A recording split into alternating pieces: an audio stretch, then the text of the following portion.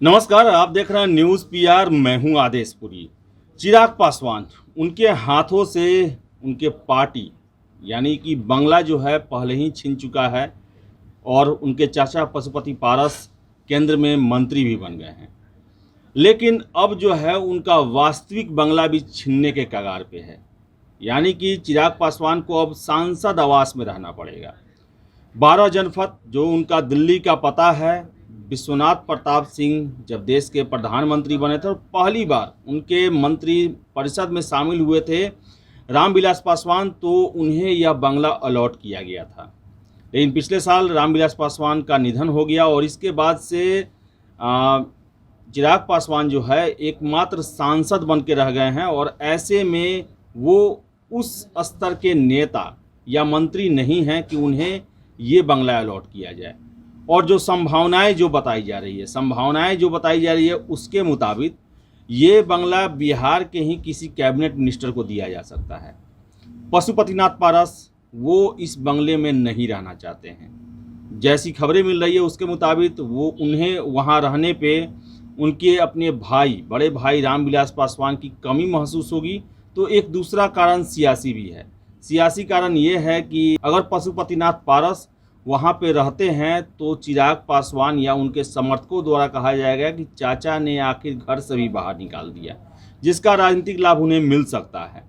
तो पारस ने वहाँ पर रहने से इनकार कर दिया और ऐसी संभावनाएं बन रही हैं कि अब उसमें आरसीपी सिंह का ठिकाना हो सकता है।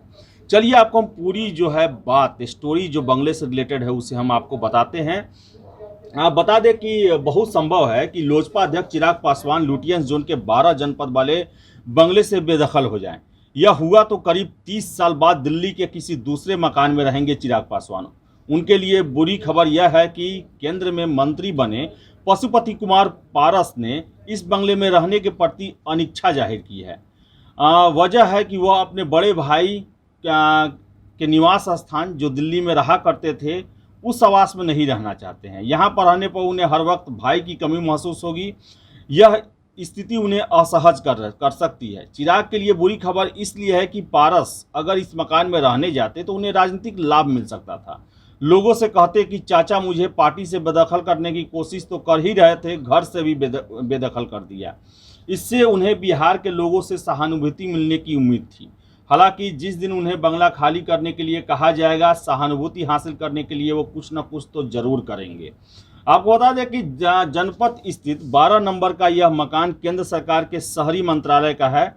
यह केंद्रीय मंत्री या उस स्तर के लोगों के लिए निर्धारित है। चिराग महज सांसद है, लिहाजा वह इसमें नहीं रह सकते। विश्वनाथ प्रताप सिंह के कैबिनेट में मंत्री रहने के दौरान रामविलास पासवान के नाम से यह बंगला आवंटित हुआ था। 31 अक्टूबर 1982 को जन्मे चिराग की उम्र बमुश्किल से 8 साल की होगी। वो इस बंगले में आए थे।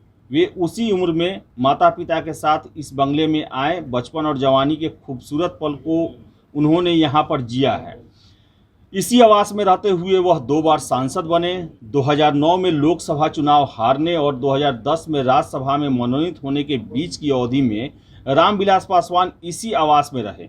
इसके लिए उन्होंने बाजार दर पर किराए का भुगतान किया। यूपीए सरकार ने मंत्री न रहने पर भी रामविलास पासवान की वरीयता और उपयोगिता को देखते हुए इस आवास में उन्हें बने रहने दिया। चिराग अभी वैसी हैसियत नहीं प्राप्त कर पाए हैं।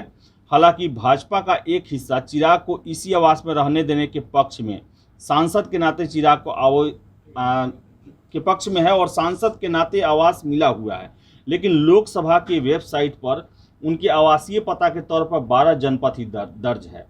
और आपको बता दें कि अधिक संभावना इस बात की है कि 12 जनपद वाला यह बंगला बिहार के ही किसी मंत्री को मिले। ताज़ा विस्तार में राज्य से सिर्फ 2 मंत्री बनाए गए हैं। पारस ने इस बंगले में जाने से इनकार कर दिया है। शहरी मंत्रालय ने उन्हें 4 जनपद सहित 3 अन्य बंगला का विकल्प दिया है। नए बने इस्पात मंत्री आरसीपी सिंह को यह आवास मिलेगा। बहुत संभावना है कि 12 जनपद का आवंटन उनके ही नाम पर किया जाए। आपको बता दें कि कानूनी तौर पर लुटियंस जोन के बंगले में परिवर्तन नहीं किया जा सकता, खासकर भवन की दूसरी मंजिल नहीं बनाई जा सकती। फिर भी 12 जनपद का अस्थायी निर्माण के नाम पर काफ़ी विस्तार हुआ है।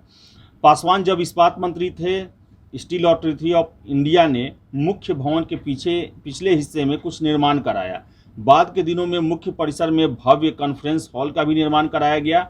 लोजपा की महत्वपूर्ण बैठकें इसी बंगले में होती थी।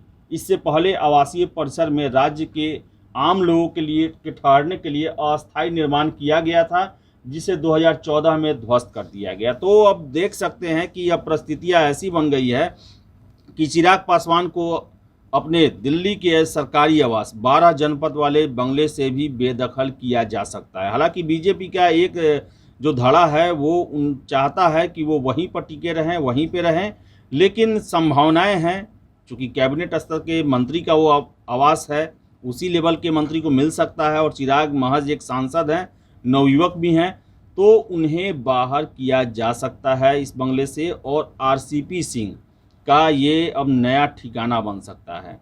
तो अब देखने वाली बात है कि चिराग पासवान इस बंगले को कैसे छोड़ते हैं या फिर इसके लिए कुछ पैंतरेबाजी करते हैं, क्योंकि बहुत सारी यादें उनके और उनके पिता की उस बंगले से जुड़ी हुई है। तो फिलहाल इस वीडियो में इतना ही। वीडियो पसंद आए लाइक शेयर करें, हमारे चैनल न्यूज़ PR को सब्सक्राइब जरूर कर लें। धन्यवाद।